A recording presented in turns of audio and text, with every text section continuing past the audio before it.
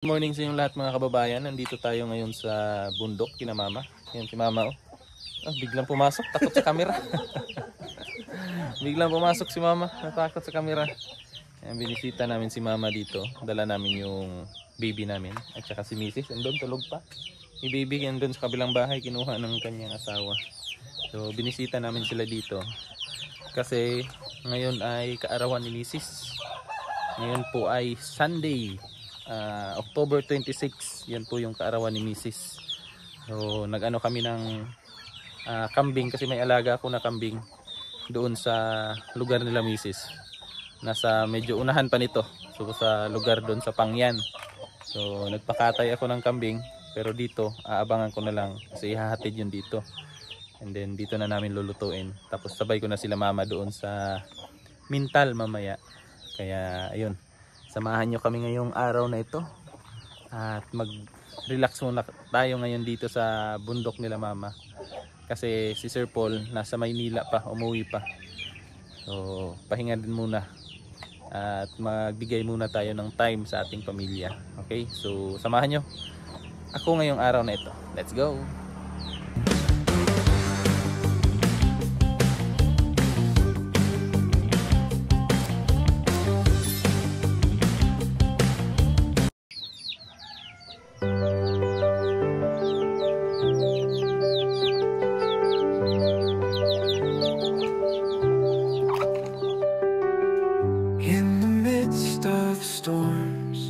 I know you're here. You are my refuge and fortress. There is nothing to fear. If God is for us, who can be against us? Your word is true. In you I trust, oh Lord. Strengthen my faith, renew my being. You are my shelter, my rock, my living. With your hand you guide me, you will never leave me. In you I find peace, my strength is in the Lord.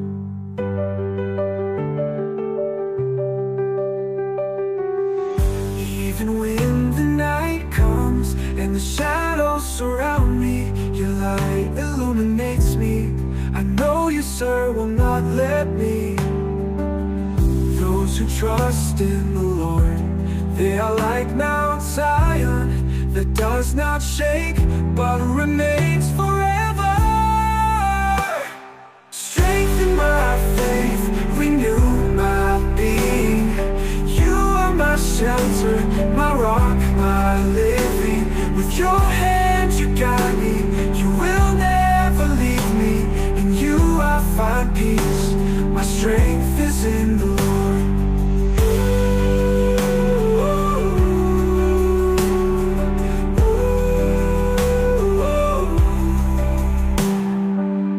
I can do all things in Him who strengthens me. Your grace is sufficient, in you I will trust. Strengthen my faith, renew my being. You are my shelter, my rock, my living. With your hand you guide me, you will never leave me.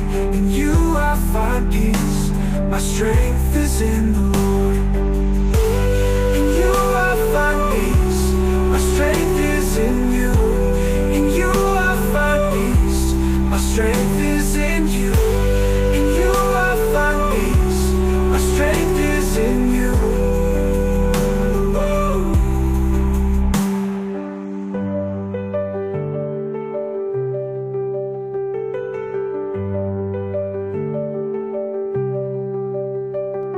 If God is for us, who can be against us? Your word is true. In you I trust, oh Lord. Strengthen my faith, renew my being. You are my shelter, my rock, my living. With your hand you guide me, you will never leave me. In you I find peace, my strength is in the Lord.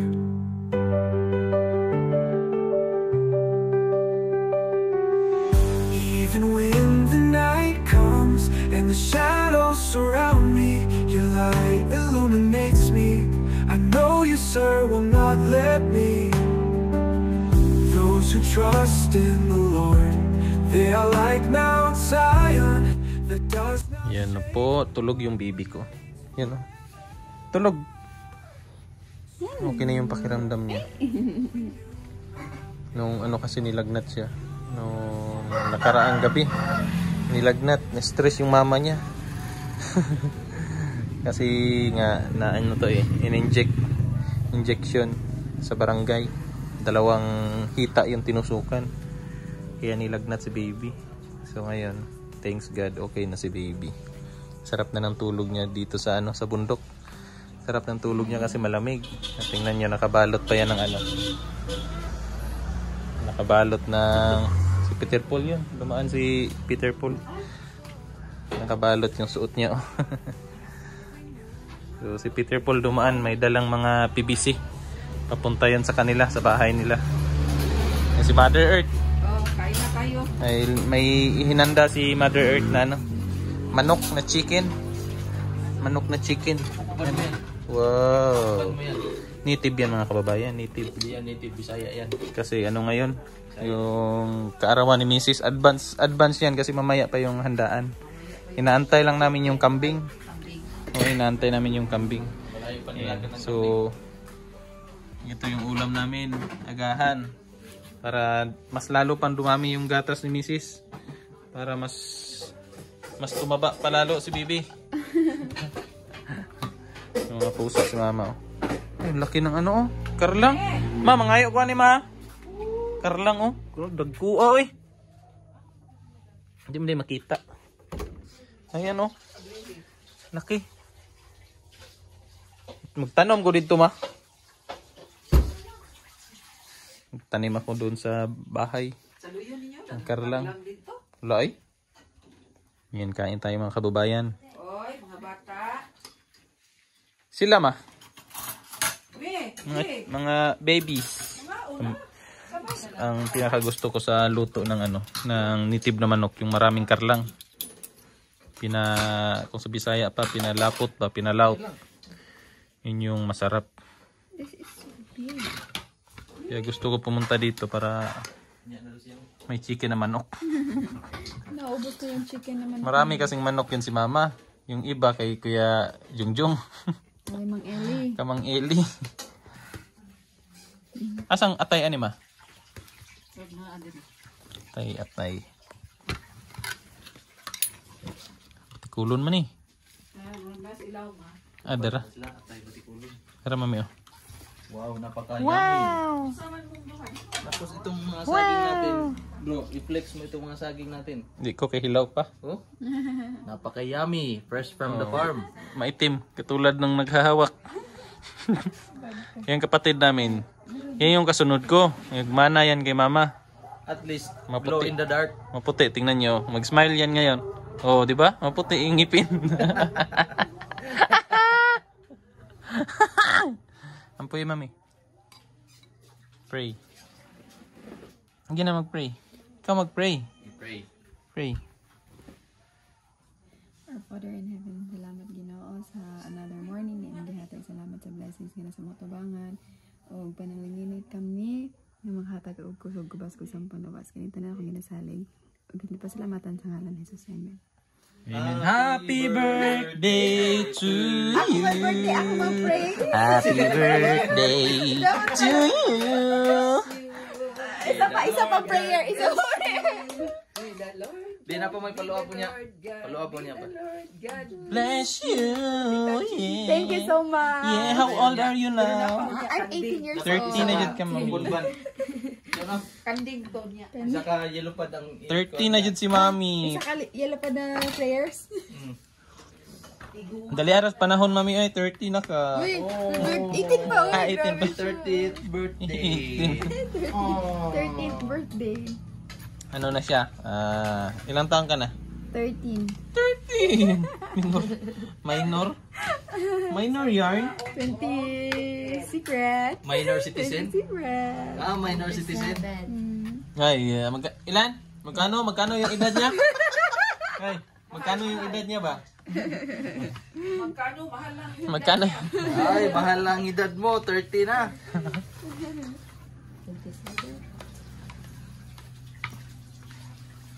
20 something. Nagisgot lagi din bili na ko. Kitaan niya din no. Good na taan. Kinsa kay ate man nato no kay ato mga anak tigwa na magkani. Si Ace ni matiman ni mo. Kabangkuran. Si Ace na yung magatiman si mo, Bibi Ace. Si Lola na po na magpahilak-hilak. Saan ka natin? Kuwag ka. Sige, magkakilak. Saan tiguang ano yung sige, hilak! Buralan siguro kung is no. Hindi po doon. Yung nga ba yun? Hello! Sa lubot mo. Marag Tito Jongjong. Ang iyang tugtog kay Elo.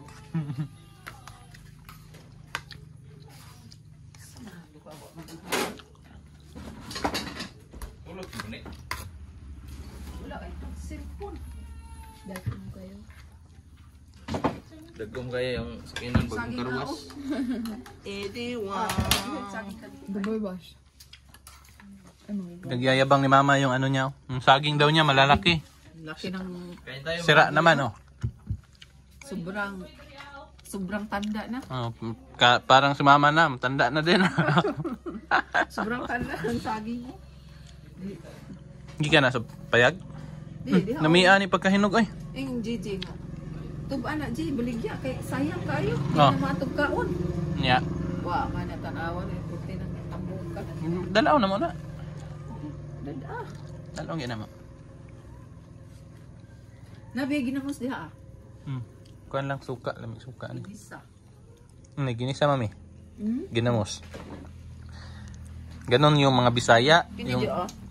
Yung ano namin, yung pangpagana, Gamay raman. ano yan, yung ginamos. Pangpagana ba? Tapos yung ulam, bulad. Tuyo yung ulam. Ang pangpagana, ginamos. Apit. Double kill. Double kill sa alat.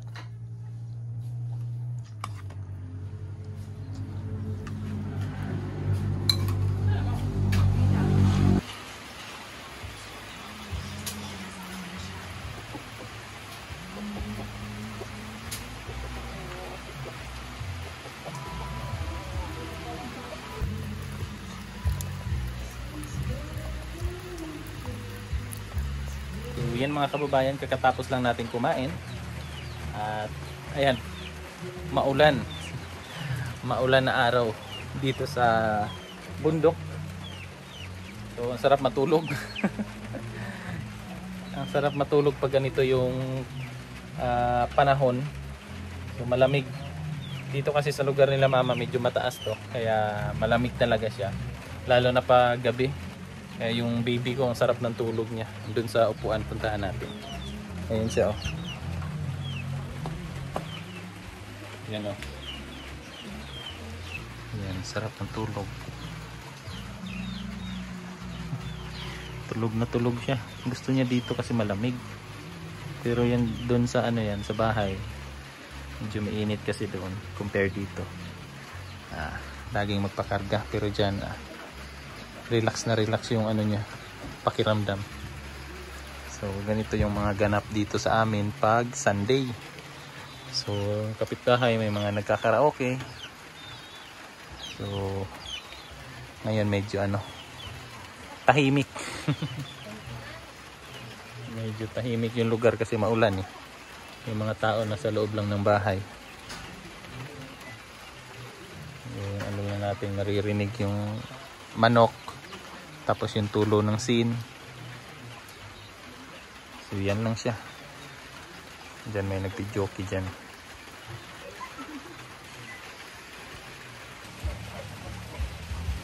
Yan mga kababayan, si Sir Paul po ay wala ngayon dito sa Davao. Umuwi po siya sa kanila kasi birthday din ni Nanay Nida or ni Teacher Nida, yung kapatid niya po. Dalawang kapatid niya yata yung nag-birthday ngayon. So celebrate din nila doon. And then ako, tsaka si Mrs. October din kami.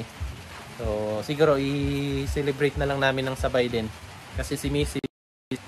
October 26, tapos ako October 30. So isabay na lang namin yung celebration para makatipid sa handa. So dito kami kasi may ano rin kami, may sadya rin kami dito kahapon. Nag-ano si Mrs. ng SP, yung sa license niya ba. So kumuha siya ng SP para makakuha na siya ng driver license. So buti naman may ano dito, nagkaraban yung mga yung LTO. Kaya pinakuha ko na siya kasi hindi maiiwasan mga kababayan kapag nasa misyon kami, lalo na nung nagpunta kami ng Cebu. So ilang araw kami doon sa Cebu. So pag wala ako dito, halimbawa may bibilhin si Mrs. na mga sa grocery or kung ano man yung mga kailangan niya ilakarin, at least kung marunong na siyang mag-drive and then may license na siya, pwede na siya na lang mismo yung ano, yung gagawa or magdadrive kung saan man niya gustong pumunta or kung ano yung mga kailangan niyang gawin. Kasi nung gaya nung nakaraan, nagpa-check up kami kay Bibi. So wala, talagang kailangan pa natin na magpaalam kay Sir Paul na samahan si Mrs. Pero kung may license siya, so hindi maapektuhan yung trabaho natin, yung pagmi-mission natin sa bundok. So kaya yon, sinamahan ko muna sila dito kahapon na kumuha ng ano, ng SP, and then tinuruan ko na lang din siya mag-drive. Madali lang naman to i-drive mga kababayan, yung sasakyan, kasi automatic naman po siya, and then maliit lang po, so kayang-kaya niya po. Kahapon nag-practice na siya, so medyo na ano na naman niya, konting ano na lang talaga, konting practice pa para magamay niya talaga yung pagmamaneho. So yun po, at magpapahinga muna ako kasi kagabi medyo na ano rin tayo na kwentuhan, kinamama, kwento-kwentuhan, and then pasarap yung kwentuhan. Kaya matagal tayo nakatulog. Pero papansin niyo yung sa mukha ko, parang ano talaga, halatang kulang sa tulog. Kaya ngayon, magpapahinga muna ako, sakto na ano yung panahon, malamig yung panahon, masarap matulog. Kaya pahinga muna tayo. So, sa susunod na upload ulit mga kababayan. So maraming salamat po sa inyong panonood, sa inyong walang sawang pagsuporta sa akin at sa buong team ko. So maraming salamat po. Bye-bye.